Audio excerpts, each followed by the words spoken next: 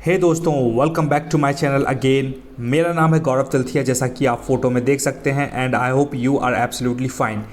तो आप बढ़िया होंगे दोस्तों, लेकिन मैं बिल्कुल भी बढ़िया नहीं हूँ, क्योंकि मैंने एक बहुत बड़ी गलती करी है जो कि मैं आपको बताऊंगा और आप समझ जाएंगे कि कोई भी इंसान बढ़िया नहीं रह सकता अगर वो ईमानदारी से पढ़ाई करता है तो बात ये दोस्तों, बिल्कुल ध्यान से देखो। पहले मैं आपकी हेल्प करने के लिए कुछ दिखाता हूँ आपको।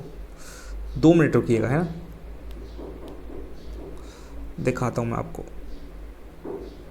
हाँ, ये देखो दोस्तों, सामने आप क्या देख रहे हैं, एक ये बढ़िया सा क्वेश्चन है जो कि अभी दोस्तों 21 मई 2022 को अपना एमपीपीएससी का पेपर हुआ। दोस्तों मैं मध्य प्रदेश से बिलोंग करता हूँ, तो एमपीपीएससी का पेपर होता है जिसमें भाई साहब सीधा एसडीएम बनते हैं, डिप्टी कलेक्टर बनते हैं, तहसीलदार बनते हैं और दुनिया भर की बड़ी बड़ी पोस्ट होती हैं जो मतलब बहुत रिस्पेक्टेबल होती है। गाड़ी घोड़ा बोलेरो मिलेरो सब मिल जाती है, मतलब ऐसे ही ऐसे। तो इसका पेपर दिया था दोस्तों मेरा। तो मैंने क्या गलती करी, सेट डी था दोस्तों, यू कैन चेक अगर किसी को ट्रस्ट ना हो तो। सेट डी में 87 नंबर का एक क्वेश्चन आया था जिसमें सीधा सीधा क्वेश्चन पूछा था कि where are the salary and service condition of the controller and auditor general of India specified. इसमें ये पूछा है कि भाई साहब जो अपना कैग होता है controller and auditor general of India, उसकी सैलरी के बारे में कौन से शेड्यूल में बात करी गई है। तो इतने सारे ऑप्शन थे। तो दोस्तों मैंने क्या किया, मैंने एक मूर्खता करी, दुनिया का सबसे बड़ा पाप किया है मेरी नज़रों में। मैंने आंसर लगा दिया 3। अब इसलिए लगा दिया दोस्तों क्योंकि सबसे बड़ी गलती मेरी ये रही कि मैंने खूब ईमानदारी से पढ़ा था। इवन मैं खुद वीडियोस बनाता हूँ तो मैंने खूब ट्रिक्स से याद किया था, लेकिन मैंने प्रॉपर रिवीजन नहीं किया था। तो मेरे दिमाग से वो ट्रिक भी निकल गई और मेरी बुद्धि भी कुल मिला के मुझे पता है मैंने बहुत अच्छे से ट्रिक बनाई थी। ट्रिक बताता हूँ दोस्तों आपको। ट्रिक क्या थी, tears of old PM, TEARS, tears of old PM, है ना। फटाफट देखो अभी समझ जाओगे। तो टी से होता है टेरिटरी एंड स्टेट, ई से होता है सेकेंड शेड्यूल है ये, शेड्यूल 1, शेड्यूल 2, शेड्यूल 3 ऐसे। तो ई का मतलब होता है एमोल्यूमेंट्स। एमोल्यूमेंट्स मतलब होता है जिसमें अपने अपने ये मंत्री लोगों की salary, controller and auditor general की salary, attorney general of India की सैलरी, इनकी बात होती है। लेकिन दोस्तों इतनी जल्दबाजी में, होशियारी में रहा मैं, क्या रहा या बहुत एक्साइटेड हो गया कि यार ये क्वेश्चन तो मुझसे बनता है। तो मैंने सेकंड शेड्यूल की जगह थर्ड शेड्यूल मार दिया और मैं मूर्ख विद्यार्थी साबित हो गया। इसलिए मैंने अपने लिए गाली भी लिखी है, क्योंकि मैं डिज़र्व करता हूँ, क्योंकि मैंने बहुत बड़ी गलती करी मुझे लगता है। तो आपसे ये गलती ना हो दोस्तों, इसलिए मैं फिर से इस टॉपिक को लेकर आया हूँ और आपकी हेल्प करना चाहता हूँ कि भाई साहब एक बार फिर पढ़ लो आप ईमानदारी से, लेकिन आप गलती मत करना। मुझे इस चीज़ का बहुत रिग्रेट है और मैं नहीं चाहता कि आपके साथ भी सेम सिचुएशन आए, इसलिए ईमानदारी से पढ़ लो। दुख उस चीज़ में नहीं होता दोस्तों जो आपको नहीं बनती थी तो वो तो बिल्कुल नहीं बनती थी, कोई टेंशन नहीं। लेकिन दुख उसमें होता जो चीज़ आपसे बहुत अच्छे से बनती थी, उसके बाद आपने गलत करके आए हो। साला रात में नींद नहीं आती भाई, मेरे को तो बहुत रिग्रेट होता है। तो बस आपकी हेल्प करने के लिए मैं बता रहा हूँ कि ऐसे क्वेश्चन आते हैं और बहुत सारे क्वेश्चन, जैसे देखो who appoints the vice chairman of NITI Aayog, सब कुछ बता दूंगा मैं आपको अभी, लेकिन आज इस पर फोकस करेंगे। चलो आज आते हैं बैक टू मैदान बोले तो अपना किधर गया ये, है ना दोस्तों। तो दोस्तों मेरे दिल में ये चल रहा है, वही बता रहा हूँ मैं आपको कि कैसा रिग्रेट होता है। देखो दोस्तों एक क्वेश्चन आया है, ये मॉक का पेड मेंबरशिप का क्वेश्चन है। Which of the following schedules deals with the concurrent list. जिस तरीके से अभी एमपीपीएससी ने क्वेश्चन पूछा है, ऐसे यूपीएससी भी पूछता है और हर एग्जाम पूछते हैं। तो ऐसा क्वेश्चन भी आ सकता है कि भाई साहब कॉन्करेंट लिस्ट के बारे में कौन से शेड्यूल में बताया गया है। क्या आपको पता है? इसका आंसर दोस्तों है 7th शेड्यूल। अब मेरी बात बिल्कुल ध्यान से रखो, सुनो बिल्कुल। मैं कलर करता हूँ चेंज ताकि आपको थोड़ा फील सही आए, है ना, और थोड़ा कलर करता हूँ छोटा। ट्रिक सुनो बिल्कुल ध्यान से देखना दोस्तों। ट्रिक है TEARS, tears of old PM. ये मैंने दोस्तों ट्रिक बनाई थी, बहुत important, tears of old PM. ये बहुत फेमस सी ट्रिक है ना। तो इसमें पूरे के पूरे आपको शेड्यूल याद हो जाएंगे। टी का मतलब है शेड्यूल 1 है, शेड्यूल 2, शेड्यूल 3, शेड्यूल 4, शेड्यूल 5, है ना, शेड्यूल 5, शेड्यूल 6, अरे यार क्या हो रहा है ना, ये शेड्यूल 7 है अपना एफ वाला शेड्यूल 7, ये 8, ये 9, ये 10, ये 11 और ये 12। अब ध्यान से देखना दोस्तों मैं क्या बोल रहा हूँ। टी का मतलब क्या होता है, शेड्यूल 1 में टेरिटरी एंड स्टेट्स, ये बिल्कुल याद करना पड़ेगा आपको और हो जाएगा क्योंकि ट्रिक है तो इजी याद हो जाएगा। ई का मतलब होता है दोस्तों शेड्यूल 2 है ये, शेड्यूल 2, और जो कि मेरा क्वेश्चन गलत हुआ है, बहुत दुख है मुझे। ई का मतलब होता है एमोल्यूमेंट्स। एमोल्यूमेंट्स मतलब होता है जिसमें अपने मिनिस्टर्स की सैलरी, अटॉर्नी जनरल की, कैग ऑफ इंडिया की सैलरी या वाइस प्रेसिडेंट की सैलरी, इसके बारे में बात होती है एमोल्यूमेंट्स में कि कितनी फैसिलिटी मिलेंगी, कितनी सैलरी मिलेगी।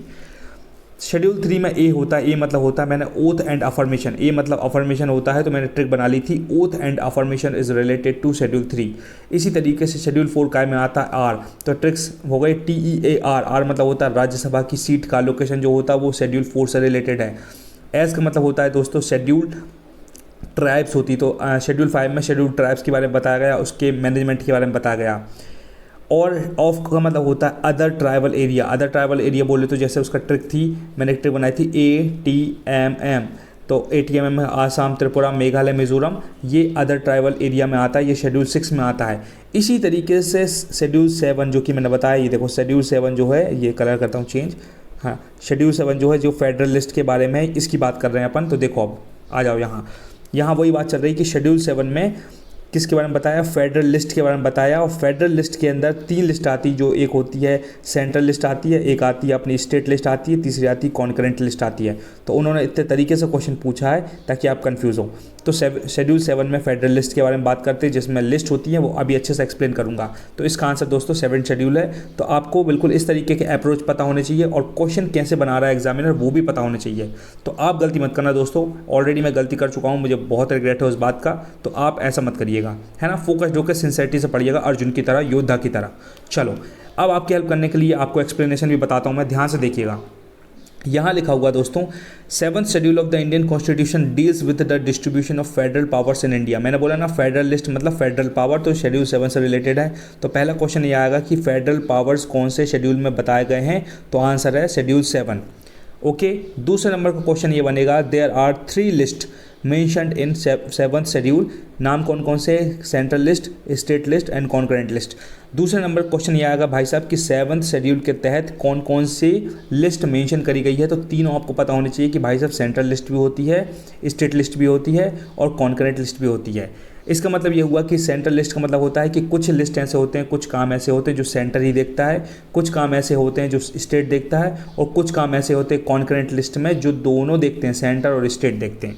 ओके, वो मैं नेक्स्ट वीडियो में बताऊंगा कि कॉन्करेंट लिस्ट में क्या क्या आता है, सेंट्रल लिस्ट में क्या क्या आता है, स्टेट लिस्ट में क्या क्या आता है। क्योंकि अगर यूपीएससी और एमपीपीएससी का मन हो गया तो वो इसके अंदर से भी क्वेश्चन बना देगा कि वो लिख के दे देगा कि एजुकेशन है या स्कूल के बारे में है, वो कौन सी लिस्ट में आता है, जो मेडिकल फैसिलिटीज़ है वो कौन सी लिस्ट के अंदर आता है। तो मैं सब बता दूंगा आपको, अभी बस इतना फोकस करिए, ठीक है। I just want to help you, तो ध्यान से देखिए बिल्कुल। इसमें लिखा है both the central and the state government can make laws on the subject mention in the concurrent list. मैंने बोला है कि कॉन्करेंट लिस्ट में क्या होता है, दोनों की दोनों सरकार, सेंट्रल और स्टेट गवर्नमेंट लॉ बना सकती है कॉन्करेंट लिस्ट के तहत। ये बात लिखी है, सिंपल सी बात है। आगे देखो, इंपॉर्टेंट बात एक और ये है कि ये है 8th शेड्यूल। 8th शेड्यूल में क्या बताया गया है, 22 ऑफिशियल लैंग्वेजेस ऑफ इंडिया। तो दोस्तों मैंने ट्रिक क्या बनाई थी, एक बार फिर से देखते हैं अपन। कलर करता हूँ चेंज ताकि थोड़ा माहौल बना रहे। TEARS, tears of OLD। तो ये वाला 8th शेड्यूल है, गिनती गिन लो, 1 2 3 4 5 6 7 8, 8वें नंबर का ये O है। O मतलब होता है दोस्तों ऑफिशियल लैंग्वेज। तो देखो इसमें यही बताया गया है कि भैया 22 ऑफिशियल लैंग्वेज की बात करी है 8th शेड्यूल में। तो आप ऐसे ट्रिक बना के इसको याद रख सकते हैं, और यही तरीका है, और भूल मत जाना भाई, क्योंकि क्वेश्चन फिर बनेगा, आई गारंटी यू। और अगली बार बनेगा ना, मैं भी फोड़ के आऊँगा, देखना, वादा है ये गौरव तिलतिया का। बहुत रिग्रेट है ना, और जब रिग्रेट होता है ना तो फिर इंसान सिंसियर हो जाता है, और सिंसियर होता है फिर रॉक करके आता है। चलो, पहली बात इसमें क्या लिखा था, first schedule mentions territories of India. मैंने क्या बताया, पहला शेड्यूल क्या था, tears, TEARS, tears of old. तो टी मतलब होता है टेरिटरी एंड स्टेट। तो पहला शेड्यूल यही है दोस्तों। देखो टेरिटरीज के बारे में बताया, सीधा का सीधा लिंक हो जाएगा, क्लिक हो जाएगा और आप रॉक कर देंगे, आंसर पर टिक लगा देंगे। आखिरी बात, the 10th schedule deals with the defection of members of the parliament and state legislature. बहुत ही इंपॉर्टेंट दोस्तों, ये इतना इंपॉर्टेंट टॉपिक है कि इसका एक खुद का एक पर्सनल वीडियो बनना चाहिए बढ़िया सा, लेकिन अभी शॉर्ट में सुन लो।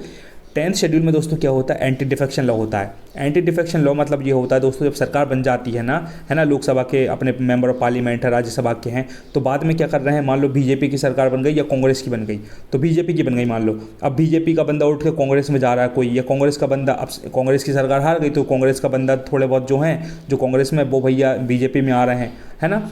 तो ऐसा दल बदल ना हो, इसलिए एंटी डिफेक्शन लॉ निकाला था अपनी सरकार ने, जिसको बोलते हैं दोस्तों 10th शेड्यूल के तहत बताया गया है। और इम्पॉर्टेंट बात और गहराई में वो घुसेगा तो पूछेगा कि एंटी डिफेक्शन लॉ कब आया था, तो 1885 में आया था, है ना, 1885। 1885। कंफ्यूज हो रहा हूँ मैं थोड़ा सा, देखना पड़ेगा इस सन को, मेरे को जितना याद है 1885 में आया था ये, या 1985 में आया था, सॉरी मैं बता दूंगा आपको अभी, बस अभी सर्च मार के बता दूंगा, ठीक है। और इसमें क्या बताया था, 1885 में आया था ये, और इसमें ये आया था 52वें संविधान संशोधन के तहत, 52nd अमेंडमेंट एक्ट के तहत आया था ये। आई थिंक ये 1985 था, 1885 हो ही नहीं सकता। 1885 में दोस्तों क्या हुआ था, अपनी इंडियन नेशनल कांग्रेस बनी थी 1885 में, Indian national Congress Lord Dufferin के शासनकाल में, ये 1985 110%, ठीक है। तो एक और बात बताता हूँ कि 10th शेड्यूल दोस्तों आया था 1985 में, और इसमें क्या हुआ था, ये 52वां संविधान संशोधन के अंदर आया था, 52nd अमेंडमेंट एक्ट के तहत 10th शेड्यूल आया था, जिसमें एंटी डिफेक्शन लॉ के बारे में बात करी गई है। इस बात को तोते की तरह लिख लो, याद कर लो, A4 साइज के पेपर में लिख लो, आपको बहुत हेल्प मिलेगी। बस दोस्तों इतना ही पढ़ाना था। अब उम्मीद करता हूँ कि आप एक सिंसियर बंदे होंगे, आपने सिंसियरिटी से पढ़ा होगा। सिंसियरिटी से इसलिए बोल रहा हूँ क्योंकि मैंने जो गलती करी आप ना करें, इसलिए सिंसियरिटी से पढ़ा होगा तो आप चैंपियन की तरह आंसर भी देंगे। I would like to see your comment in the comment box. तो लिख के ज़रूर आंसर दें दोस्तों, मुझे बहुत खुशी मिलेगी। 7th शेड्यूल किस चीज़ के बारे में डील करता है, कौन से शेड्यूल में आता है, लिख के ज़रूर बताओ, क्योंकि अगर आपने एक लाइन नहीं लिख पाए तो आई गारंटी यू, अगर आप डिप्टी कलेक्टर, तहसीलदार, SDM, कलेक्टर इनके बनने के सपने देखते हैं, डिस्ट्रिक्ट मजिस्ट्रेट, क्योंकि वहाँ 35-35 पन्ने का जब मेंस में राइटिंग स्किल्स होती ना तो पूरा भरना पड़ता है। अगर आप एक लाइन नहीं लिख सकते तो फिर एक पन्ना भी नहीं भर सकते, है ना। तो याद रखिएगा, अगर एक लाइन नहीं लिख पा रहा है तो फिर एक पन्ना कभी नहीं लिखाएगा, कभी IAS MIAS बनने का सपना छोड़ दो, क्योंकि आपको लिखने में फट रही है, सीधी बात। आंसर लिखो यार, है ना, आंसर लिखो बिल्कुल, तब तुम्हारे दिमाग में छपेगा वो। 7th शेड्यूल क्या है बताओ। 10th शेड्यूल के बारे में मैंने अभी क्या बताया, बहुत फोकस करके जल्दी बताओ। 8th शेड्यूल क्या होता है दोस्तों, वो भी मैंने बहुत अच्छे से बताया। आंसर लिख के प्रूव करो, तब मुझे बिलीव होगा कि हाँ कुछ बात है आप लोगों में, है ना। तो I just want to help you, इसलिए इतनी बातें कर रहा हूँ, वरना मुझे क्या मतलब, भाई लोग तो टाइम पास करके चले जाते हैं, बट मेरा वीडियो का मतलब ये होता है मैं पूरी ताकत से पढ़ाऊंगा विराट कोहली की तरह 120% देकर, और कुछ आपको वैल्यू दूंगा। तो आंसर ज़रूर दीजिएगा, बहुत अच्छे लगेगा। और ये छोटी सी बात लिखी दोस्तों, अप्लाई 2 मिनट रूल। अगर किसी को पढ़ने का मन नहीं करता है तो हिम्मत स्टार्ट करें कि भैया 2 मिनट से स्टार्ट करूंगा, मैं 2 मिनट किताब खोलूंगा, 2 मिनट पढ़ने के बाद मन नहीं करेगा तो किताब बंद कर दूंगा, लेकिन 2 मिनट से चालू करूंगा। तो जब मेरा मन नहीं करता, कभी कभी मेरे मन में भी रेजिस्टेंस आता है कि यार नहीं पढ़ रहे, तो 2 मिनट का रूल लगाता हूँ मैं, और अपनी इफिशियंसी बढ़ जाती है मेरी, 2 मिनट से स्टार्ट कर जाता हूँ। हालांकि ये उन लोगों के लिए जो भैया शुरुआत कर रहे हैं, जिनको ज़्यादा नॉलेज नहीं है, ज्ञान ध्यान नहीं है, लेकिन जिसके अंदर आग होती है ना भाई साहब, किताब अपने आप खुलती है, क्योंकि उसको भी नहीं पता क्यों खुलती है। रीज़न ये है कि इधर जैसे मैं बैठा हूँ, मेरा नाम गौरव तिलथिया, मैं कैसे मेहनत करता हूँ दोस्तों, मैं 2 मिनट में नहीं बिलीव करता। मैं हर दिन किताब खोलता हूँ, हर दिन पढ़ता हूँ, क्योंकि मुझे पता है कि मैं अगर इधर पढ़ाई नहीं कर रहा हूँ तो कोई योद्धा, कोई लाइब्रेरी में कोई लड़का या लड़की बैठी होगी, और वो जब जिस दिन मुझसे टकराएगी एग्जाम के दिन, तो वो ऐसी की तैसी कर देगी, मुझको बर्बाद कर देगी, वो सेलेक्ट हो जाएगी वो लड़की या लड़का, और मैं ऐसे सर पकड़ कर रह जाऊँगा अगर मैंने मेहनत नहीं करी तो। और अगर मैंने मेहनत करी है तो मैं उसकी ऐसी तैसी कर दूँगा सामने वाले बंदे की, मैं जीतूँगा, मैं सेलेक्ट हो जाऊँगा, ये बात पक्की है ना। तो जो कोई मेहनत ज़्यादा करेगा वही जीतेगा इस दुनिया में, सीधी बात है।